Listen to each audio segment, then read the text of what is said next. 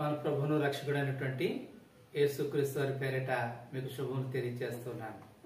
ఈ సమయంలో దేవుని యొక్క వాక్యంలో నుండి కొన్ని విషయాలను తెలియపరచాలని ఆశపడుతున్నాను.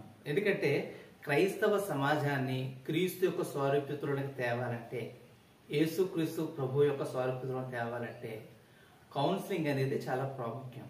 చాలా మంది అనుకుంటారు ఈ కౌన్సిలింగ్ అనేది, బిబ్లికల్ కౌన్సిలింగ్ అనేది ఎవరు చేయాలి, ఎలా చేయాలి, సరైన అవగాహన అనేది చాలా మందికి లేదండి. ఒక వ్యక్తిని బిబ్లికల్గా మనం కౌన్సిలింగ్ చేయాలంటే ఏం చేయాలి అనేది చాలా మందికి తెలియదు. కాబట్టి ఈ రోజుని బిబ్లికల్ కౌన్సిలింగ్ అంటే ఏంటి అనే విషయాన్ని దేవుని యొక్క వాక్యం ద్వారా మనము నేర్చుకుంటాం. ఎందుకంటే చాలా మంది ఏమనుకుంటారంటే నాకు నచ్చినట్లుగా చేస్తాను నేను కదా. సామాన్యంగా కౌన్సిలింగ్ అనేది ఎవరు చేస్తారంటే దేవుని సేవకులు కానీ, లేకపోతే పెద్ద పెద్ద మరి దేవుని వాక్యంలో మంచి అనుభవం కలిగినటువంటి ఇట్లాంటి వాళ్ళు మరి బిబ్లికల్ కౌన్సిలింగ్ చేస్తూ ఉంటారు. అయితే మనం గుర్తించాలి, బిబ్లికల్ కౌన్సిలింగ్ చేసే వ్యక్తి ఏం గుర్తించాలంటే నాకు నచ్చినట్లుగా చేస్తారో కాదు. మనము బిబ్లికల్ కౌన్సిలింగ్ అది ఎలా చేయాలంటే వాక్యాన్ని ఆధారం చేసుకుని కౌన్సిలింగ్ చేయాలి. రెండోదిగా ఈ బిబ్లికల్ కౌన్సిలింగ్ అనేది ఎవరు చేయాలంటే కేవలం సేవకులు మాత్రమే, నిష్ణాతులు మాత్రమే కాదు, కానీ బెరియా సంఘస్థుల వలె వాక్యానుసారమైన జీవితం కలిగి వాక్యం మీద పట్టుత్వం కలిగినటువంటి ప్రతి క్రైస్తవుడు కూడా ఈ కౌన్సిలింగ్ అనేది చేయొచ్చు. మూడోదిగా ఈ కౌన్సిలింగ్ అనేది మరి ఆప్షనల్ కాదు, ఏదో నాకు నచ్చినట్లుగా ఇంకి పింకి పాంకి అన్నట్లుగా చేసేది కాదు. ఇది లేఖనానుసారమైనటువంటిది. దేవుని యొక్క వాక్యంలో నుంచి ఒక మాట మనం చదువుకున్నట్లయితే మనకు అర్థమవుతుంది. అపోస్తల కార్యాల్లో మరి 20వ అధ్యాయంలో 31వ వచనంలో అపోస్తలుడైన పౌలు గారు ఈ మాట అంటాడు. అప్పటికి అపోస్తలుడైన పౌలు గారు ఆసియాలో ఉంటూ వచ్చాడు. దేవుని యొక్క సంఘంలో ఎన్నో పరిస్థితులు సంభవించనై ఉన్నాయని చెప్పేసి ఆయన వాళ్ళకి బుద్ధి చెప్తూ వచ్చాడు. చూడండి 31వ వచనంలో, కావున నేను 3 సంవత్సరములు రాత్రింబగళ్ళు కన్నీళ్లు విడుచుచు ప్రతి మనుషునికి మానక బుద్ధి చెప్పి తిని అని మీరు జ్ఞాపకము చేసుకుని మెలకువగా ఉండుడి. మరి ఆసియాలో దరిదాపు 3 సంవత్సరాల కాలం అపోస్తలుడైన పౌలు గారు తాను ఉంటూ ఏం చేశాడంటే ఆ ప్రజల్లోకి ఏది అవసరమో ఆ దైవికమైన సహాయాన్ని అందించడం కొరకు కన్నీటితో దేవునికి ప్రార్థన చేస్తూ మానక ఆ దేవుని యొక్క సంఘానికి తాను ఏం చేస్తూ వచ్చాడంటే హెచ్చరిక చేస్తూ వచ్చాడు, వారు నేర్పుతూ వచ్చాడు. మరి ఆయన అంటాడు, మానక రాత్రింబగళ్ళు కన్నీళ్లు విడుచుచు ప్రతి మనుషునికి, ఒక్కొక్కరు కాదు, ఎవరైతే ఆధ్యాత్మికంగా వైదొలిగిపోతున్నారో అటువంటి ప్రతి మనుషునికి కూడా బుద్ధి చెప్పాలి. నేటి సంఘాల్లో ఎలా ఉందంటే మనిషిని బట్టి మరి తీర్పులు ఉంటూ ఉన్నాయి. ఇష్టానుసారమైనటువంటి ఆ మంత్రణం అనేది జరుగుతుంది కౌన్సిలింగ్. కాబట్టి మనుషుల మీద ఉన్న అభిప్రాయంతో కాదు, కానీ క్రీస్తు యొక్క స్వరూపంలో తేవడం కొరకు వాక్యాన్ని వినియోగించాలి. దాని కొరకు మానక బుద్ధి చెప్పాలి.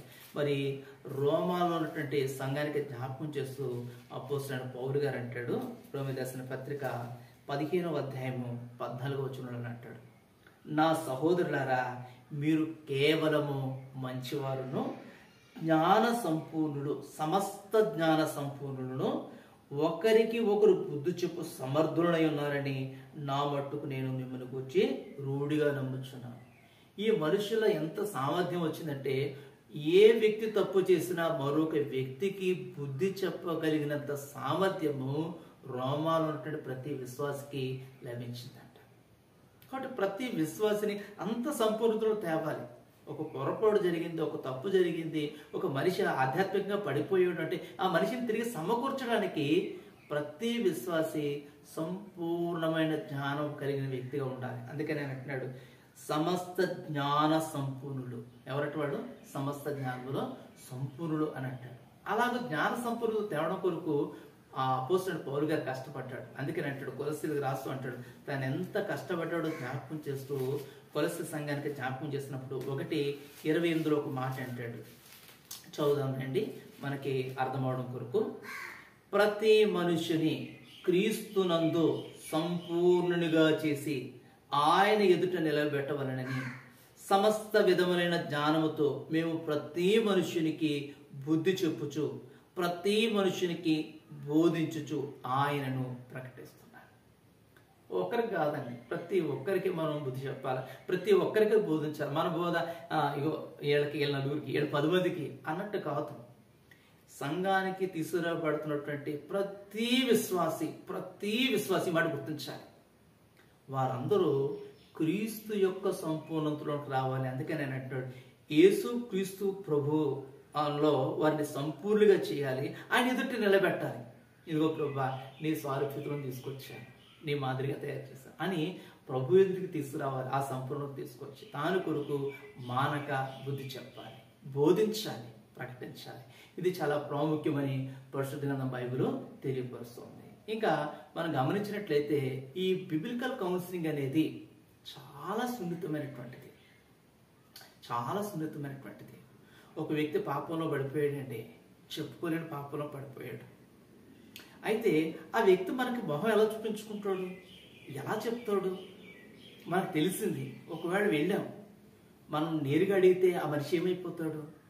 కాబట్టి ఎలాగో ఆ వ్యక్తిని మరి కౌన్సిలింగ్ చేయాలి అనే విషయంలో చాలా ఆలోచనాత్మకంగా, చాలా సున్నితంగా, ఒకవేళ అటువంటి పొరపాటు నేను చేస్తే, ఆ స్థానంలో నేనుంటే నా పరిస్థితి ఏంటి అని చెప్పేసి చాలా సున్నితత్వంగా ఆలోచన చేసి దాన్ని మనము కౌన్సిలింగ్ చేయాలి. ఇది సున్నితమైనటువంటిది, ప్రేమతో కూడినటువంటిది, కరుణతో కూడినటువంటిది. దయాదాక్షిణ్యం లేకుండా అది చేసిన తప్పు అని చెప్పేసి అన్న కాదు.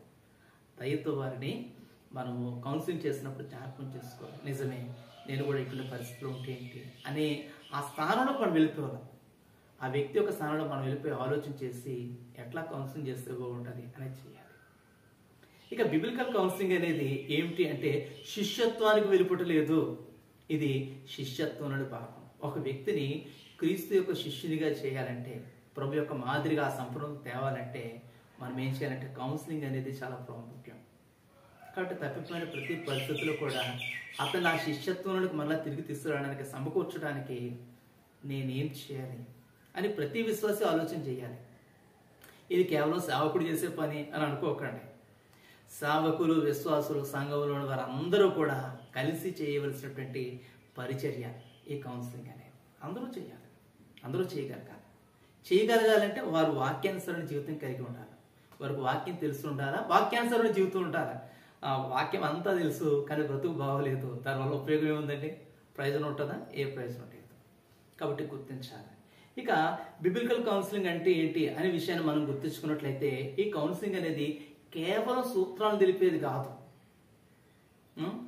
ప్రిన్సిపల్స్ని చెప్పేది కాదు, ఎలా ఉండాలి అని చెప్పేది కాదు. ఇది ఆచరణాత్మకమైనటువంటిది. ఆచరించి చూపించాలి, ఆచరించేటట్లుగా చేయాలి. అలా చేయనట్లుగా దైవికమైన జ్ఞానంతో ప్రజలను మనము బోధిస్తూ ఉండాలి. ఇది సిద్ధాంతపరమైనది కాదు. ఈ సిద్ధాంతాలకి కేవలం ఇగో మా డాక్టర్ని ఇదండి, మా డాక్టర్ ప్రకారం ఎలా చేస్తాం, మా పెద్దలు ఎలా చేశారు అని చెప్పేసి దానికి పరిమితం అయిపోయి, మరి అందరూ పరిపూర్ణులు కాదండి. ఎందుకంటే ఒక్కొక్కరు ఒక లోపం ఉంటుంది. వాళ్ళు చేసిన లోపం హైలైట్ అయింది అనుకో ప్రజల్లోనే, ఆ లోపాన్ని సేవకుడిగా లేకపోతే ఒక విశ్వాసగా నువ్వు దాన్ని అవలంబిస్తే ఏమవుతుందంటే సంఘం అనేది పాడైపోతుంది. కాబట్టి సిద్ధాంతపరమైనటువంటిది కాదు, ఇది వాక్యానుసారమైనటువంటి. కాబట్టి వాక్యాన్ని వినియోగపరచాలి.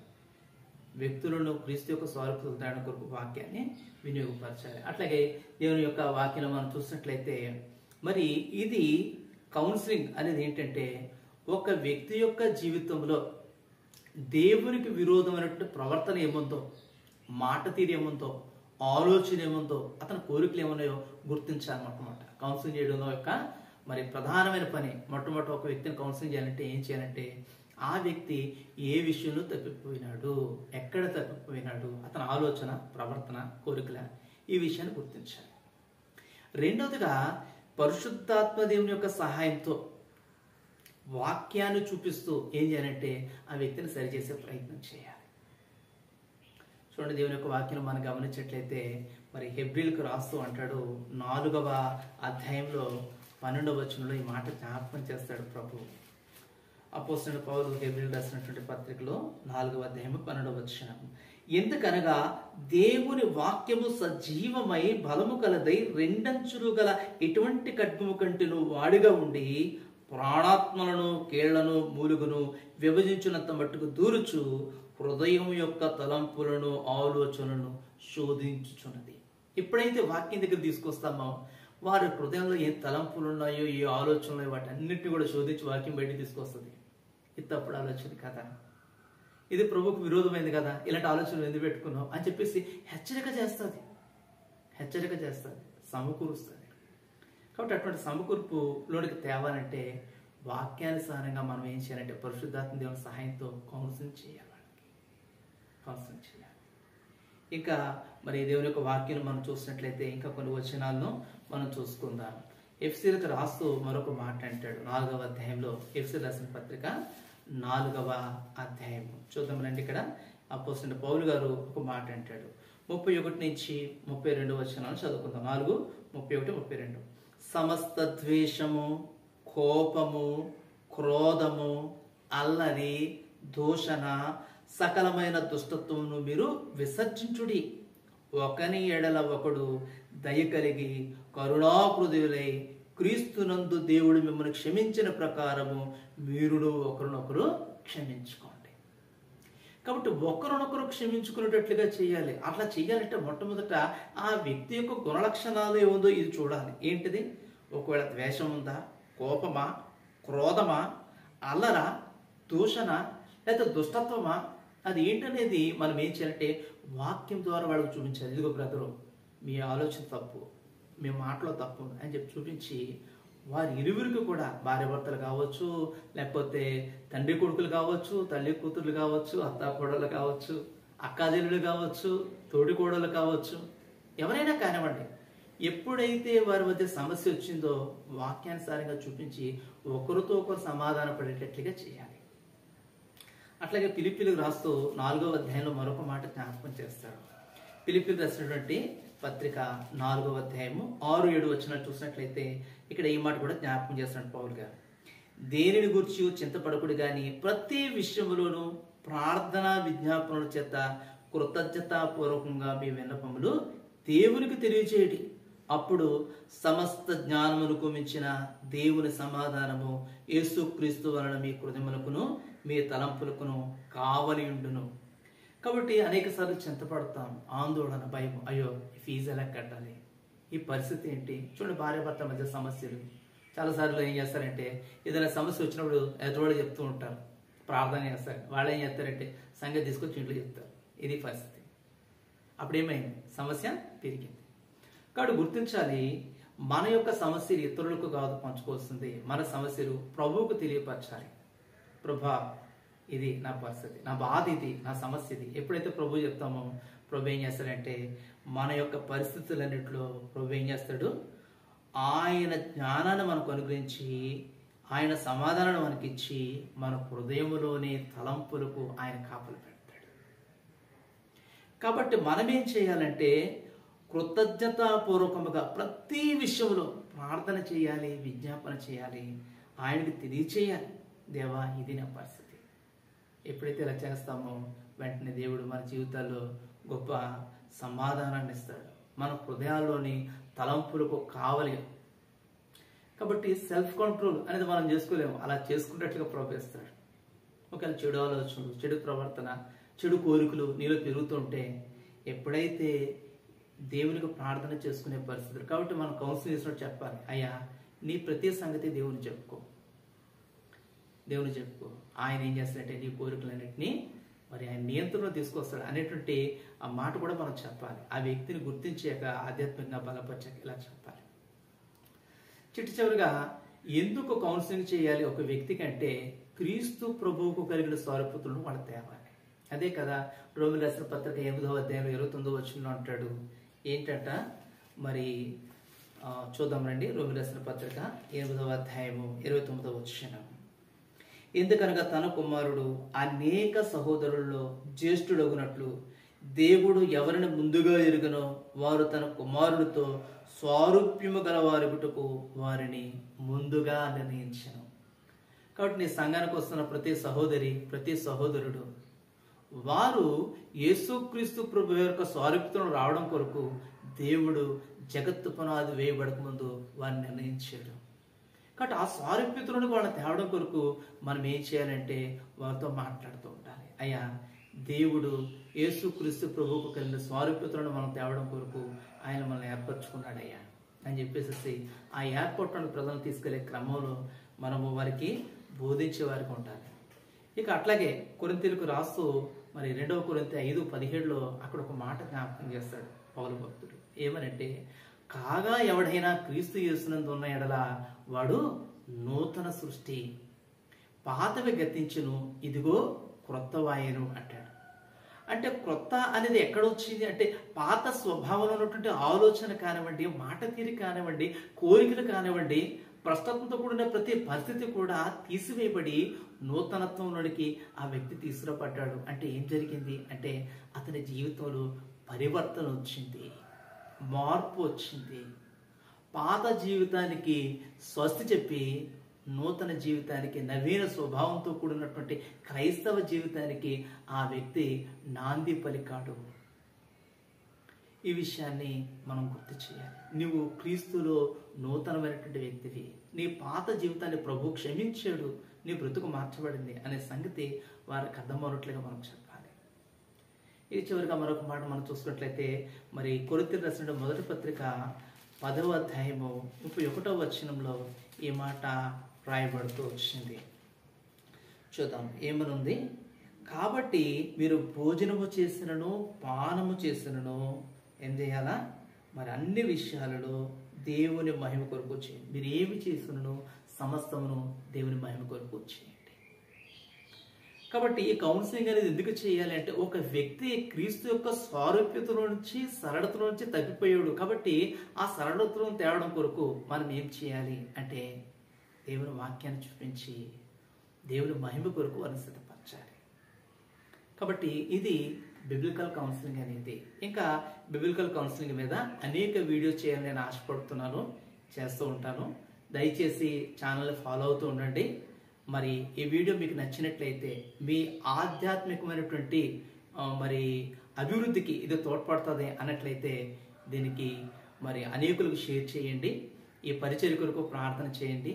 నా కోరిక ఏంటంటే క్రీస్తు యొక్క సంఘము డినామినేషన్తో పని లేదండి, డినామినేషన్తో పని లేదు. ప్రతి సంఘము కూడా క్రీస్తు యొక్క సంఘం, ఆయన స్వరక్తం ఇచ్చుకాను. ఈ కొన్న సంఘంలో అక్కడక్కడ ఏం జరిగిందంటే వారి ఆలోచనలు బట్టి ఆ సంఘ క్రమాలు ఏర్పడ్డాయి, కానీ అన్ని సంఘాలు లేవండి, ఉన్నది ఒకటే సంఘం. కాబట్టి ఈ సంఘాలన్నింటిలో కూడా ప్రభు యొక్క స్వరూపత ఏర్పడినట్లుగా వారందరూ ప్రభులోకి రావాలనేటువంటి కృత నిశ్చయంతో మరి ఇలాంటి వీడియోలు చేస్తున్నాను. కాబట్టి దయతో నా కొరకు ప్రార్థన చేయండి. ప్రభు యొక్క చేతిలో బలమైన పాత్రగా వాడబడుతూ అనేకులకు క్షేమం వలె, ప్రభు చేత విరబడిన రొట్టె వలె అనేకులకు ఆశీర్వాదకరంగా ఉన్నట్లు నా కొరకు ప్రార్థన చేయండి. ప్రభు యొక్క కృప మీకు అందరికీ తోడిండును కాక. మీకు అందరికీ ప్రభు పేరిట వందనాలు.